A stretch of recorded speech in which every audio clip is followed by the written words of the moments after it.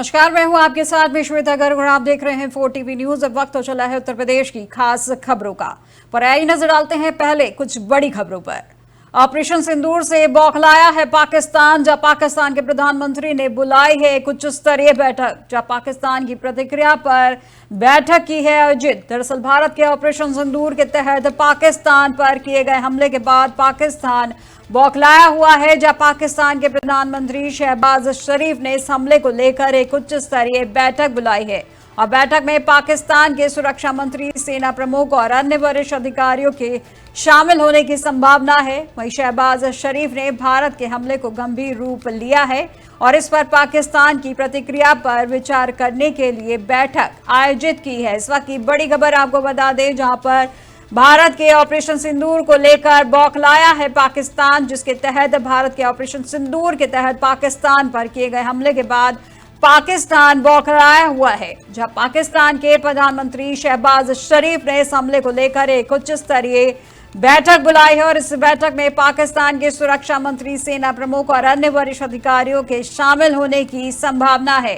वहीं शहबाज शरीफ ने भारत के हमले को गंभीर रूप से लिया है और इस पर पाकिस्तान की प्रतिक्रिया पर विचार करने के लिए बैठक आयोजित की है। और इस खबर पर ज्यादा जानकारी के लिए हमारे साथ editor chief Sanjay Singh line पर जुड़ चुके हैं। तो संजय जी, जिस तरीके से भारत ने ऑपरेशन सिंदूर शुरू किया है, उसके चलते क्या कुछ जानकारी मिल पा रही है? और वहीं पर आपको बता दें कि अब पाकिस्तान इस हमले से बौखलाया हुआ है, इस पर क्या कहेंगे?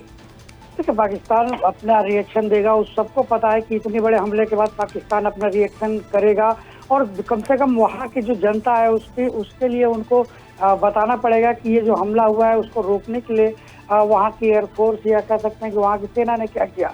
और पाकिस्तान अपने लोगों को भी इस विषय में बताएगा, क्योंकि वहाँ गृह युद्ध की स्थिति भी आने वाले समय में हो सकती है। ये वहाँ की सरकार अच्छी तरीके से जानती है और उनको ये बताना पड़ेगा। वो तो यही कहेंगे कि जो भी हमले किया है ये कायराना था और भारत ने जो है निर्दोष नागरिकों को मारा है, ये बताएगा। लेकिन भारत पूरी दुनिया को ये बता चुका है। सुबह ही जो है विदेश मंत्रालय ने अमेरिका, रूस, चीन और तमाम वो बड़े देश जो यूएन के सदस्य हैं उनको भारत ने पूरी तरीके से डिटेल दे दिया है कि ये जो हमले थे वो एयर स्ट्राइक किया गया है जिन ठिकानों पर, 9 ठिकानों पर वो आतंकियों के अड्डे थे, वहां पर आतंकी छुपे हुए थे और पूरी जानकारी भारत को थी और उस जानकारी के आधार पर ही टारगेट स्ट्राइक किया गया है। यानी एक टारगेट ही किलिंग किया गया है। किसी भी तरीके से जो निर्दोष नागरिक हैं या जो आम नागरिक हैं उनको जो है इस पर टारगेट नहीं किया गया। तो ये साफ है कि पाकिस्तान की तरफ से रिटेलिएट होगा। वो उधर से अपने एक्शन जब होता है तो उसके रिएक्शन की बात आती है और पाकिस्तान इस मामले में अपने जनता को ये बताना चाहेगा कि जो भारत ने किया है उसके बाद हम क्या कर रहे हैं। भारत पूरी तरीके से तैयार है और भारत की सेना भी हो सकता थोड़ी देर में ही किसी करने वाली है प्रेस कॉन्फ्रेंस करके पूरी डिटेल देश के सामने रखेगी कि एयर स्ट्राइक को किस तरीके से अंजाम दिया गया, ऑपरेशन सिंदूर को, और इसमें किन किन इलाकों को, ये सारा डिटेल पहले ही आ चुका है मीडिया में कि किन किन जगहों पर इसको टारगेट किया गया। तो मुझे लगता है कि हमारे लिए ये कोई बहुत विशेष समस्या की बात नहीं है। पाकिस्तान सबको पता है कि वो अपनी तरफ से इस पर एक एक्शन लेगा और किस तरीके का वो एक्शन उठाता है ये देखने की बात है। और उसके लिए सेना पूरी तरीके से तैयार बैठी है, चाहे वो नेवल की बात करें, एयरफोर्स की बात करें या थल सेना की बात करें, जो लगातार जो सीमा पार से गोलाबारी हो रही है उसका मुंहतोड़ जवाब दे रही है। तो ये सबको एक्सपेक्टेड है श्वेता कि इस तरीके के एक्शन के बाद रिएक्शन पाकिस्तान की तरफ से होगा और उसकी तैयारी भारत पहले से ही कर रहा है। और पाकिस्तान अपने देश के लोगों को, अपनी नागरिकों को ये बताएगा कि भारत की तरफ से ये एक हमला किया गया। जी संजय जी, जिस तरीके से आज मॉक ड्रिल को लेकर बातचीत चल रही थी, अब अचानक से इस तरीके से एयर स्ट्राइक करना, क्या ऐसा कभी अनुमान लगाया जा सकता है कि इस तरीके से, क्योंकि आज मॉक ड्रिल की बात कह के अब एयर स्ट्राइक अचानक से की गई, तो क्या ये पहले से रणनीति थी या अचानक से, मतलब किसी कारण के चलते इस तरीके का फैसला लिया गया?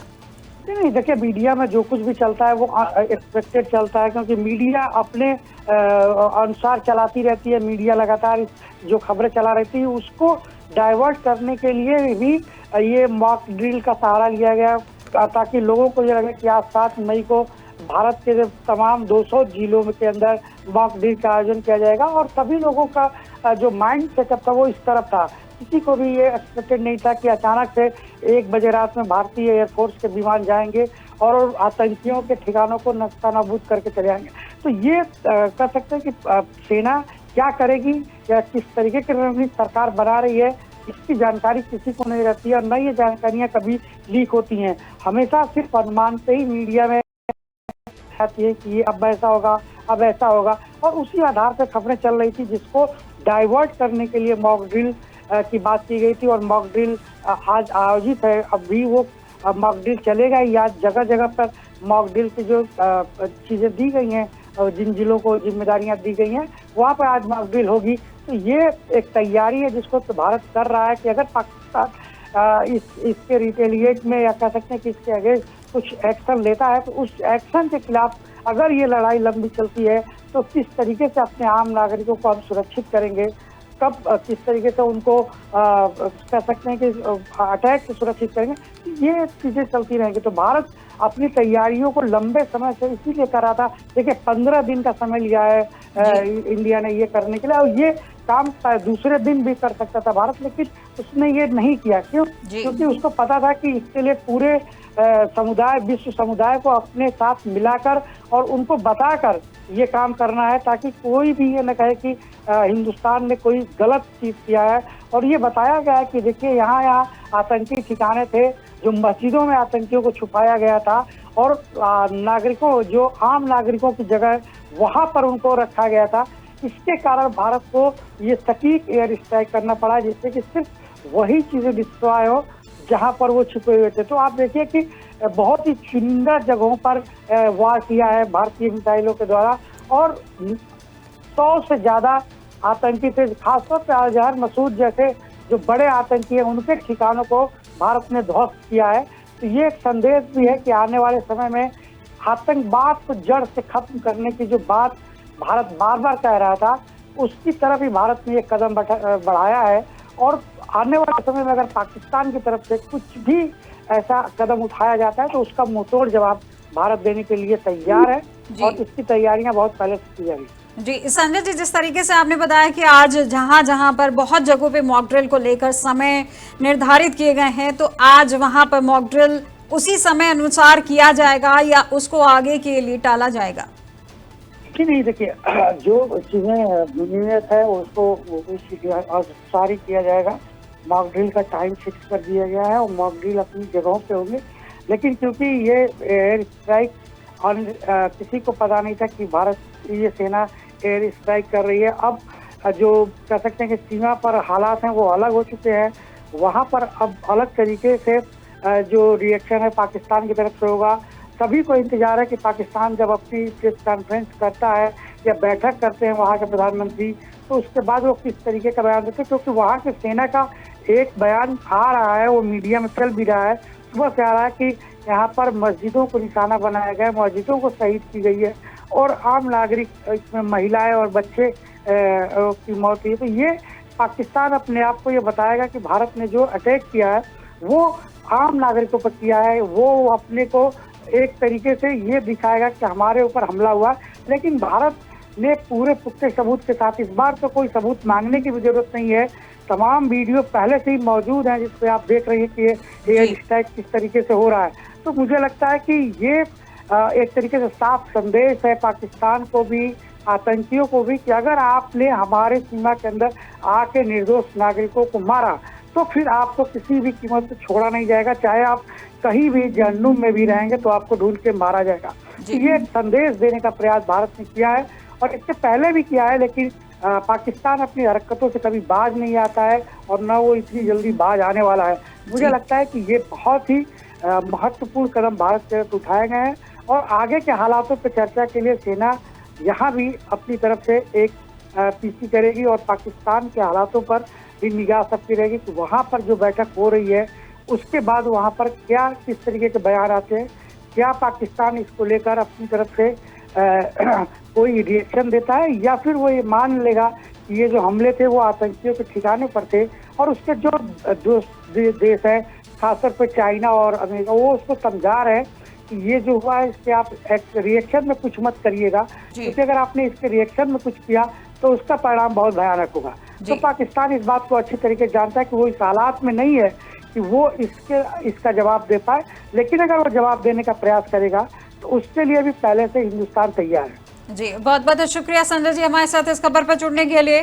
तो ये थे हमारे न्यूज एडिटर संजय सिंह, जिन्होंने बताया कि किस तरीके से भारत के ऑपरेशन सिंदूर के तहत पाकिस्तान पर किए गए हमलों के बाद पाकिस्तान बौखलाया हुआ है। और वहीं पाकिस्तान के प्रधानमंत्री शहबाज शरीफ ने इस हमले को लेकर एक उच्च स्तरीय बैठक बुलाई है और बैठक में पाकिस्तान के सुरक्षा मंत्री, सेना प्रमुख और अन्य वरिष्ठ अधिकारियों के शामिल होने की संभावना है। वहीं पर शहबाज शरीफ ने भारत के हमले को गंभीर रूप से लिया है और इस पर पाकिस्तान की प्रतिक्रिया पर विचार करने के लिए बैठक आयोजित की गई है।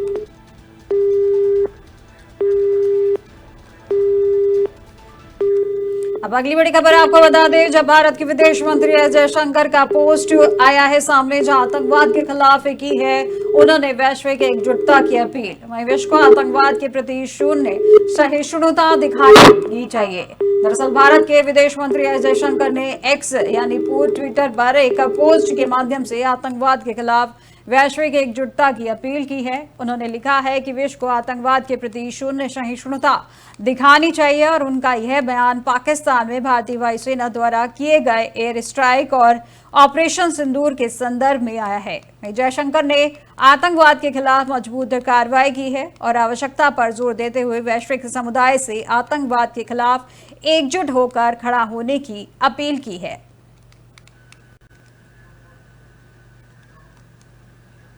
अब एक और बड़ी खबर आपको बता दें, दिल्ली से बड़ी खबर है जहां आप संयोजक अरविंद केजरीवाल का ट्वीट आया है, जहां पे हमें भारतीय सेना और अपने वीर जवानों पर गर्व है। उन्होंने कहा कि 140 करोड़ भारतवासी सेना के साथ खड़े हैं। इस वक्त की बड़ी खबर आपको बताई जा रही है, जो दिल्ली में आप संयोजक अरविंद केजरीवाल ने एक्स पर लिखा है कि हमें भारतीय सेना और अपने वीर जवानों पर गर्व है।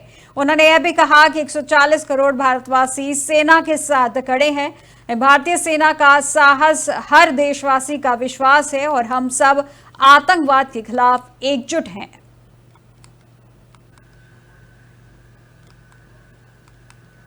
और अब अगली एक और बड़ी खबर आपको बता दें, जिसमें कांग्रेस नेता जयराम रमेश ने भी एक ट्वीट किया है, जिसमें उन्होंने कहा कि पीओके में आतंकवाद का पूरी तरीके से सफाया हो। वहीं पर उन्होंने यह भी कहा कि कांग्रेस सशस्त्र बलों के साथ मजबूती से खड़ा है।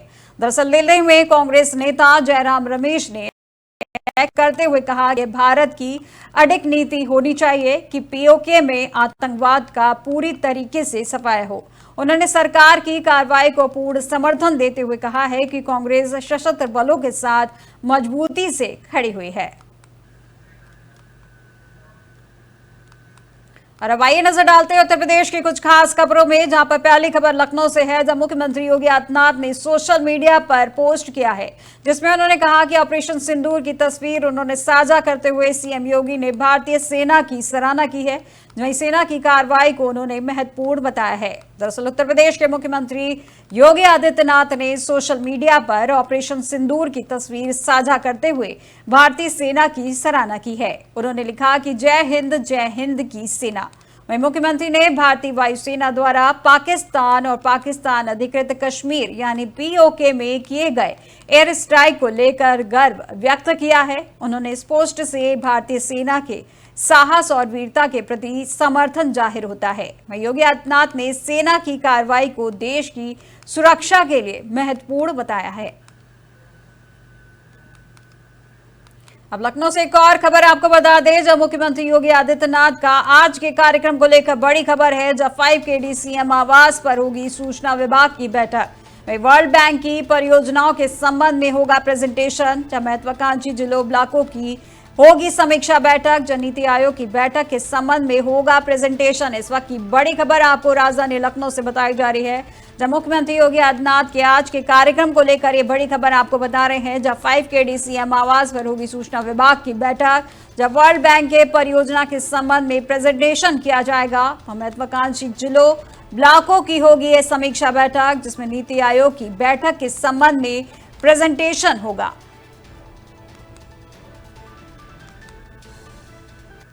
अब अगली खबर कौशाम्बी से है, जहां जनपद में मॉक ड्रिल का हुआ है सफल अभ्यास, जहां आपात स्थिति से निपटने की तैयारियों का लिया है जायजा। जब प्रशासन, पुलिस व फायर ब्रिगेड की टीमों ने किया है मॉक ड्रिल, जब संयुक्त रूप से किया है रेस्क्यू ऑपरेशन का प्रदर्शन और स्थानीय लोगों के जागरूक करने का भी किया गया है प्रयास। जहां कौशाम्बी के कादीपुर मेडिकल कॉलेज में यह अभ्यास किया गया है।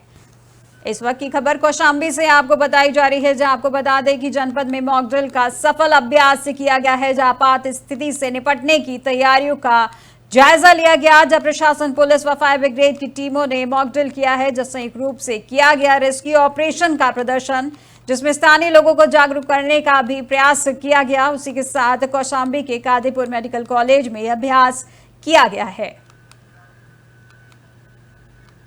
अब खबर रायबरेली से है, जहां गांजा तस्करी के मामले में एसपी की कार्रवाई में बीट में तैनात हैं, जो उप निरीक्षक समेत 4 पुलिसकर्मी सस्पेंड किए गए हैं। एसपी की इस कार्रवाई से विभाग में हड़कंप मचा है, जहां सभी पुलिसकर्मी ऊंचाहार कोतवाली में तैनात थे। खबर रायबरेली से आपको दिखाई जा रही है, जहां गांजा तस्करी के मामले में एसपी की कार्रवाई की है, जहां बीट में तैनात उप निरीक्षक समेत 4 पुलिसकर्मी सस्पेंड किए गए हैं। और इसी में एसपी की इस कार्रवाई से विभाग में हड़कंप मचा है, जहां सभी पुलिसकर्मी ऊंचाहार कोतवाली में तैनात थे। इस वक्त की बड़ी खबर आपको रायबरेली से बताई जा रही है।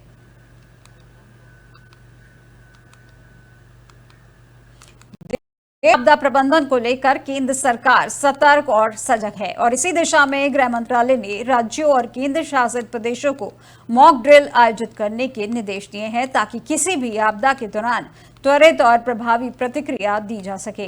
इसी कड़ी में देश के 244 जिलों में मॉक ड्रिल आयोजित करने का आदेश दिया गया है। वहीं आदेश के जारी होते ही राज्यों ने अपनी तरफ से तैयारियां तेज कर दी हैं और इस तैयारियों को सफल बनाने के लिए हम सब का भी कर्तव्य है कि सरकार के इस कार्य को बढ़ चढ़कर हिस्सा लें। वहीं इस अभ्यास का मकसद है कि जल आपदा के दौरान जान माल की सुरक्षा सुनिश्चित करना और बचाव कार्यों को और बेहतर बनाना है। तो चलिए जानते हैं कि आखिर मॉक ड्रिल क्या होता है, देश में आखिर बार कब हुई थी मॉक ड्रिल और युद्ध जैसे हालात में कैसे और क्यों अहम है ये अभ्यास, और सबसे बड़ी बात यह है कि क्या इससे पहले और भी कहीं मॉक ड्रिल हुआ है या नहीं। तो चलिए एक एक करके इन सब के बारे में जानते हैं। भारत सरकार ने पाकिस्तान के साथ बढ़ते तनाव के बीच 7 मई को 244 जिलों में मॉक ड्रिल आयोजित करने का आदेश दिया है। इस ड्रिल का उद्देश्य लोगों को आपातकालीन स्थिति से निपटने के लिए प्रशिक्षित करना और सिविल डिफेंस की तैयारियों का आकलन करना है। ड्रिल में नागरिकों को हमले के दौरान सुरक्षित रहने की ट्रेनिंग दी जाएगी। बता दें कि 1971 के बाद भारत की ये पहली बड़ी नागरिक सुरक्षा मॉक ड्रिल है। सिविल डिफेंस एक्ट 1968 पूरे देश में लागू है, फिर भी संगठन को केवल ऐसे क्षेत्रों में और जोन में स्थापित किया गया है जिन्हें दुश्मन के हमले के कारण सामरिक और रणनीतिक रूप से संवेदनशील माना जाता है, और उन्हीं 244 जिलों में मॉक ड्रिल कराने की योजना भी बनी है। ये जिले भारत और पाकिस्तान सीमा से जुड़े हैं, जिसमें जम्मू कश्मीर, राजस्थान, गुजरात, पंजाब जैसे राज्यों के जिले आते हैं। वहीं कुछ ऐसे संवेदनशील शहर भी हैं जिन्हें सिविल डिफेंस डिस्ट्रिक्ट के रूप में परिवर्तित किया गया है। मॉक ड्रिल क्या होता है? अब बात कर लेते हैं कि क्या होता है मॉक ड्रिल। तो आपको बता दें, मॉक ड्रिल को आपातकालीन स्थिति से जोड़कर देखा जाता है। इसके लिए चुनिंदा लोगों, वॉलंटियर्स को ट्रेनिंग भी दी जाती है। आमतौर पर किसी हमले, हादसे या आगजनी जैसी आपातकालीन स्थिति के लिए कैसी तैयारी है, यह जानने के लिए मॉक ड्रिल की जाती है। क्योंकि अगर युद्ध के दौरान किसी क्षेत्र को टारगेट किया जाता है तो एयर वार्निंग के दौरान पैनिक ना हो, और अगर आप पैनिक जैसी स्थिति में आते हैं तो याद कीजिए, तो साल भर से आप मीडिया के जरिए जानते आए हैं कि इस सिचुएशन से कैसे बचा जाता है। चाहे रसिया यूक्रेन वॉर हो, चाहे इजराइल पर हमास का हमला हो, किस तरह से हमलों के बीच जनता बड़ी सतर्कता से सुरक्षित स्थानों पर चली जाती है और कोई पैनिक सिचुएशन नहीं होता है। इसलिए आप भी ऐसी स्थिति में अपने आप को सुरक्षित रखने के लिए सुरक्षित स्थानों पर चले जाएं और पैनिक ना हो। बता दें कि गृह मंत्रालय के पत्र के मुताबिक 7 मई की मॉक ड्रिल शहर से लेकर ग्रामीण स्तर तक होगी। इस मॉक ड्रिल में कई तरह के अभ्यास किए जाएंगे। इनमें हवाई हमले की चेतावनी कितनी कारगर है यह जानना, कंट्रोल रूम के कागजात को देखना, आम लोगों और छात्रों को हमलों के दौरान काम की ट्रेनिंग देना भी शामिल है। मॉक ड्रिल में क्या होगा? 7 मई को मॉक ड्रिल। देश भर के 244 जिलों में मॉक ड्रिल का होगा अभ्यास। मॉक ड्रिल शहर से लेकर ग्रामीण स्तर तक होगी। आपातकालीन स्थिति में देखी जाएगी प्रतिक्रिया। हवाई हमले की चेतावनी कितनी कारगर? कंट्रोल रूम के कामकाज पर रहेगी नजर। किसी जगह फंसे लोगों को सुरक्षित बाहर निकालने की ट्रेनिंग। जिले के अधिकारी, सिविल डिफेंस वॉलंटियर्स होंगे शामिल। एनसीसी, एनएसएस और स्कूल कॉलेज के छात्रों की भागीदारी। देश में आखिरी बार कब हुई थी मॉक ड्रिल? भारत में इससे पहले मॉक ड्रिल 1971 के युद्ध के दौरान की गई थी, जब भारत और पाकिस्तान के बीच जंग हुई थी और इस दौरान यह अभ्यास किया गया था। इस दौरान भी भारत के नागरिकों ने सेना और देश की सरकार का भरपूर साथ दिया था। इससे पहले और भी कई हुआ मॉक ड्रिल। 1952 में अमेरिका में duck and cover mock drill. America ने 14 जून 1952 को परमाणु हमले की आशंका के बीच अपना पहल देशव्यापी सिविल डिफेंस ड्रिल आयोजित किया। इसे डक एंड कवर नाम दिया गया था। इसमें स्कूलों और सार्वजनिक संस्थानों में अलर्ट सायरन बजाकर बच्चों और नागरिकों को मेज के नीचे छुपाकर डक करने और हथेली से सिर को कवर करने का अभ्यास कराया गया था। इसका मकसद परमाणु हमले की स्थिति में खुद को बचाना था। 1942 में कनाडा में इफ डे ड्रिल। द्वितीय विश्व युद्ध के दौरान 19 फरवरी 1942 को कनाडा के शहर वमैनिटोबा में इफ डे का आयोजन हुआ। इसमें एक नकली नाजी हमले का नाटक किया गया था। 1980 ब्रिटेन में स्क्वायर लेग ड्रिल। 1980 में ब्रिटेन में स्क्वायर लेग ड्रिल ब्रिटेन में 11 से 25 सितंबर के बीच फील्ड एक्सरसाइज नाम के आयोजन से हुआ था और इस दौरान सरकार ने सोचा कि 150 परमाणु बम दागे गए हैं और उसी हिसाब से तैयारी भी की। पूरे देश में एयर रेड सायरन भी बजाए गए ताकि लोग खतरे से तुरंत सावधान हो सके। तो साफ है कि मॉक ड्रिल सिर्फ एक अभ्यास नहीं बल्कि देश की सुरक्षा का रणनीति का अहम हिस्सा है। 7 मई को आयोजित होने वाली यह मॉक ड्रिल न सिर्फ हमारी तैयारियों को परखेगी बल्कि लोगों में जागरूकता भी बढ़ाएगी। चाहे युद्ध हो या आपातकाल, ऐसे समय में सही प्रतिक्रिया ही जान माल की रक्षा करती है। भारत के 244 जिलों में होने जा रही यह अभूतपूर्व मॉक ड्रिल हमें न सिर्फ इतिहास की याद दिलाती है बल्कि भविष्य की चुनौतियों से भी सतर्क करती है। अब जरूरत है तो बस एकजुट होकर सतर्कता। उत्तर प्रदेश और देश दुनिया की तमाम बड़ी खबरों में फिलहाल बस इतना ही और अधिक जानकारी के लिए देखते रहिए 4TV न्यूज़। नमस्कार।